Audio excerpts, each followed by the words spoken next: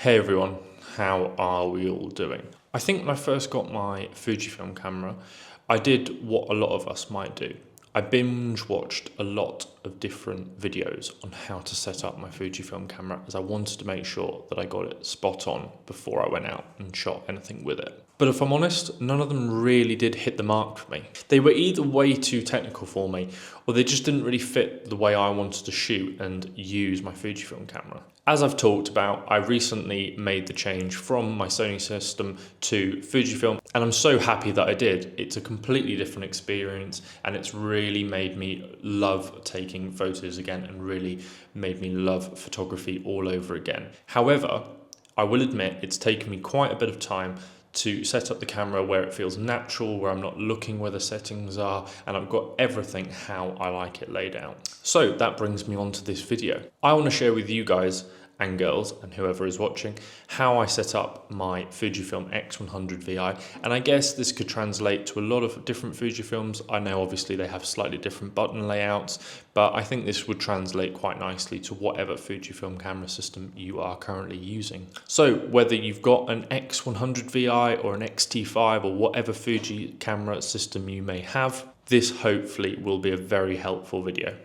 I'll try and break it down nice and simply, and I'll obviously, of course, show you how I lay out everything within the settings. I will admit, when I first got my X100VI, I felt like the screen was extremely cluttered. I'm someone who likes to keep things minimal, or as minimal as possible. There's quite a few videos on this channel where I've used that term, and I felt that when I first got my Fujifilm, there was just too many icons, there's too much on the screen. You don't really need all that information to hand or to know what settings you're using all the time. And of course, since I mainly shoot using the back screen, I don't really use the EVF too much, only if it's really bright outside.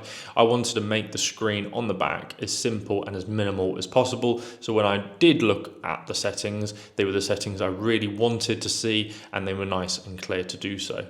So out of the box, when you first do get your Fujifilm camera, there is a lot of information on the screen that you get that in my opinion you just don't really need. So after a lot of trial and error and going through my settings and thinking I need this, I don't quite need that, I need this, I've now got to the essentials that I need within my camera. And here is what I keep on my display. So for me, I keep the focus frame. It is crucial for ensuring my focus is exactly where I want it, and of course I hope most of you will agree.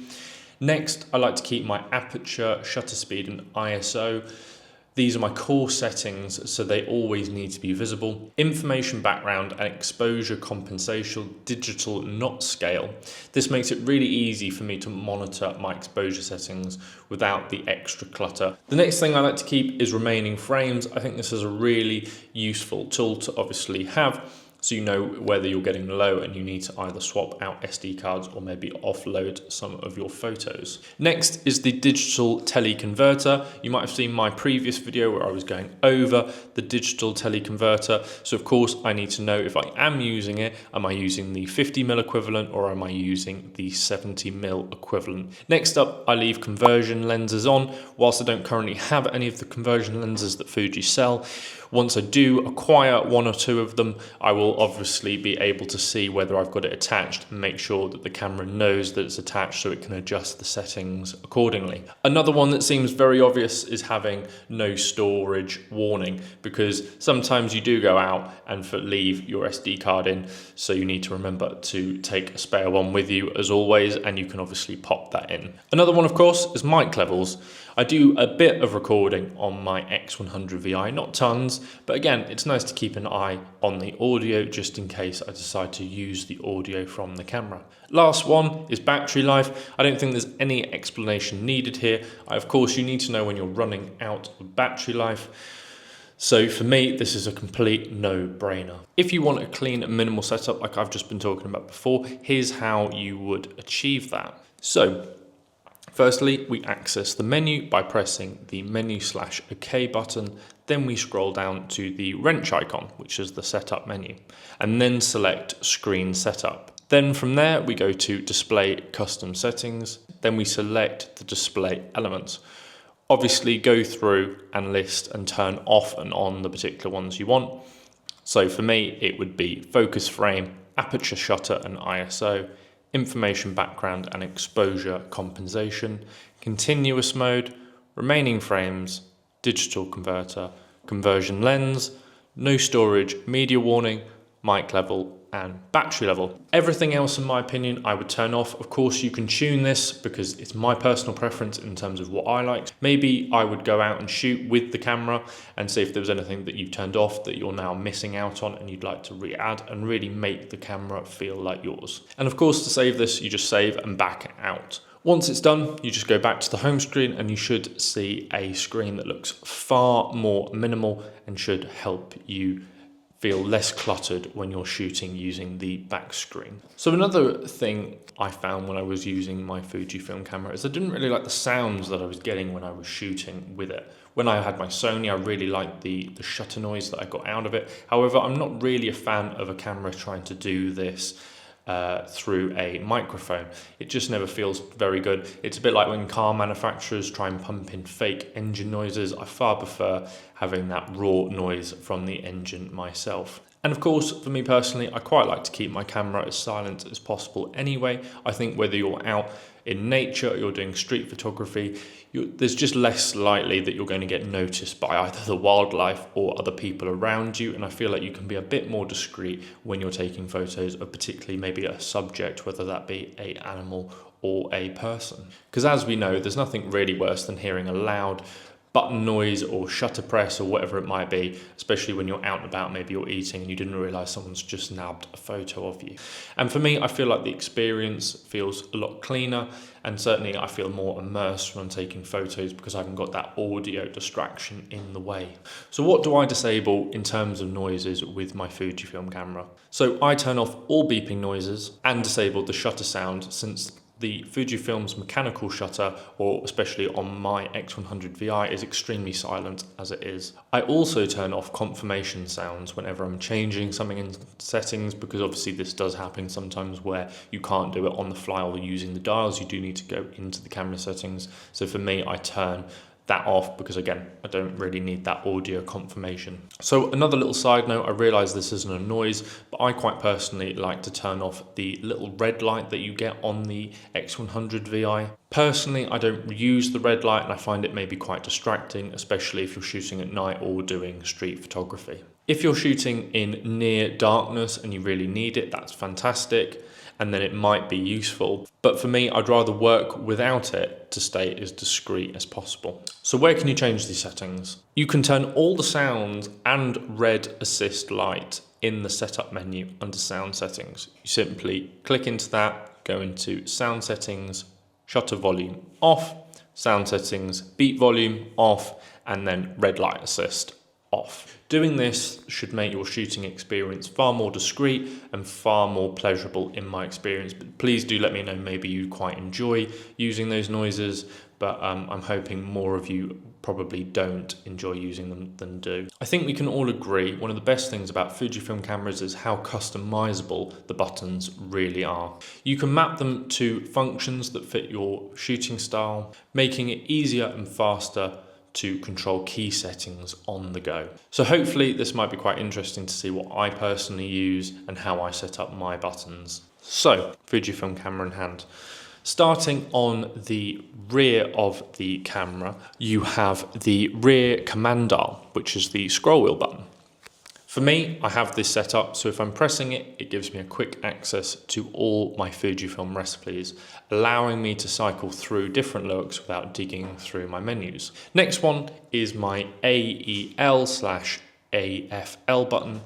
I've mapped this personally to switch between my different custom ISO settings, which in my opinion helps me adjust them quickly depending on the lighting or if I need faster shutter speed. Next up is the joystick button. This is set up for moving around the focus box.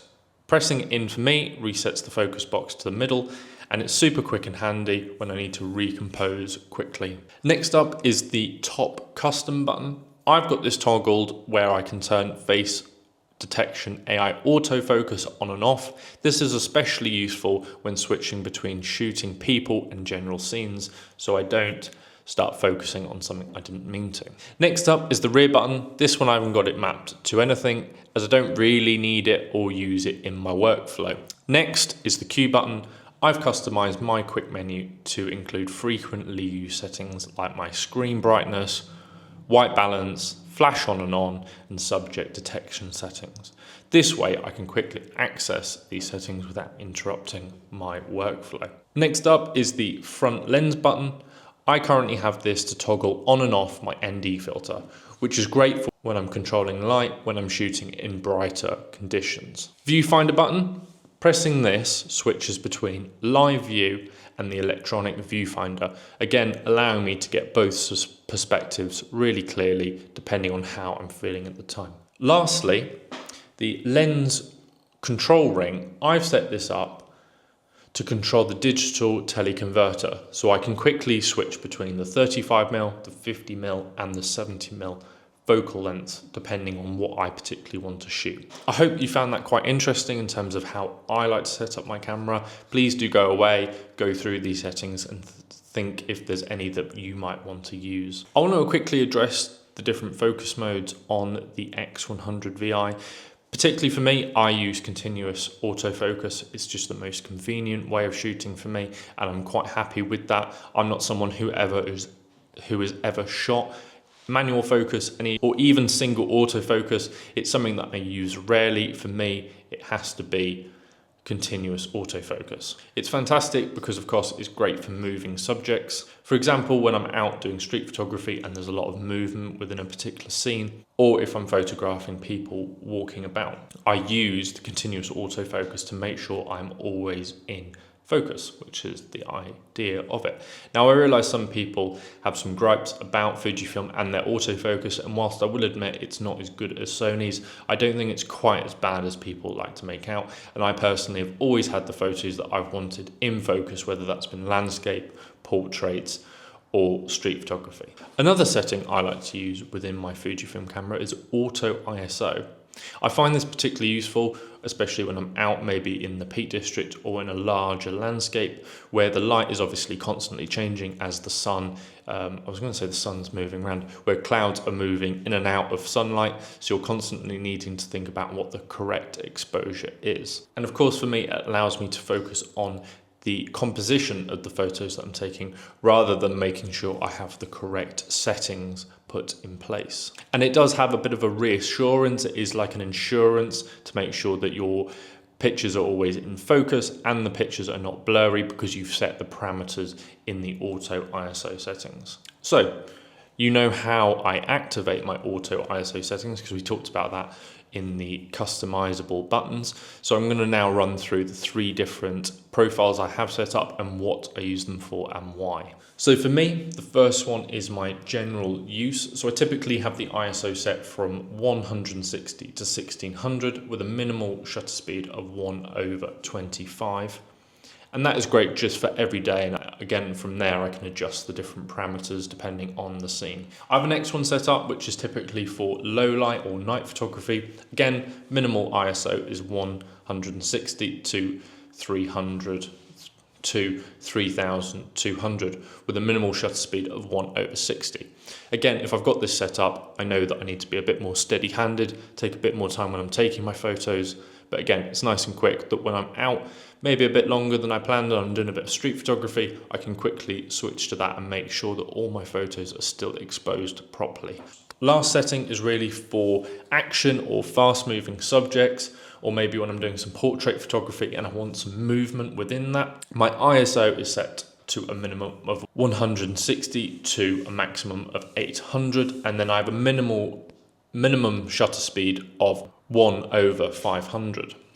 These 3 settings allow me to quickly on the fly adjust my ISO and my shutter speed without me having to go through the camera and potentially losing whatever scene or subject it might have been. Again, this is nice and easy to set up in camera, so let's quickly have a look at that. You want to quickly go to, in your menus, then you want to go to ISO settings, auto ISO settings, and then select default sensitivity, max sensitivity, and minimum shutter speed for each profile, which you get 3 of. And that's how I set up my ISO. So hopefully that's been quite useful for you, and we'll now move on to the next topic. Next, I want to cover using JPEGs and RAWs and film simulations, as again, this is quite a hot topic using a Fujifilm camera, and it's got quite some debate over which you should be using. So of course, when I first picked up my Fujifilm camera, I was really drawn to using the different film simulations, as that was one of the main reasons why I'd gone for a Fujifilm camera in the first place. And of course, as we know,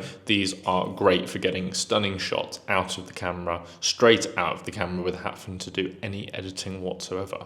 I personally, however, shoot in RAW plus JPEG. I think this is the best alternative that you have, because you've really got that sort of safety blanket of using the RAW file in case the JPEG you've shot, you need to change the exposure, look at shadows, change colors, whatever that might be. However, if you're perfectly happy with the photo, you can then upload them straight from the camera into your social media, or use them in these videos, or print them off, whatever it might be. But you've still got that RAW file if you ever want to revert back to the original file, and I think that's a really cool feature to have. Now, of course, some might say that shooting in JPEG RAW, you're going to be using a lot more SD card space up, and whilst that is true, I think the price of good SD cards has come down so much that if you've got a 128 gig or a 256 gigabyte card, you haven't really got to worry at all. I mean, I use a 64 gigabyte card and I haven't had any problems where I'm running out. If I never took the files off and I never did format the camera, of course you're going to run into problems eventually, but you would, whether you're using JPEGs or RAWs. So again, I don't think it's really a worry that you should have if you decide to use this feature. I think just having those RAW files gives you that headroom to edit them how you might like them. Maybe when you're using a film simulation, you're getting that preset type look that you like, but then when you really need to get it into camera, just to nail that exposure or whatever it might be, tweak those colors slightly so it really translates into what you were trying to get across to your potential audience. And the JPEGs are fantastic if you're just trying to share them to friends and family, or you're just trying to quickly look through them to scan through which were your favorite photos from a particular trip. And that is the end of the video. So I've kind of gone through how I like to set up my camera whilst keeping it minimal and making sure that the camera doesn't get in the way of me shooting photos, and it allows me to be a lot more effective when I am taking those photos. I really do hope that these tips were helpful, and of course, if anyone's got any questions, please do comment below and I'll do my best to answer them in the most detail that I possibly can. And please do stick around for more content. As always, please do like and subscribe, as it really does help this channel, and comment. I want to know what you guys think. How do you set up your camera? How is it different from how I do it? Is it different because you're shooting on a different system? I'd really like to know so we can have a conversation about it.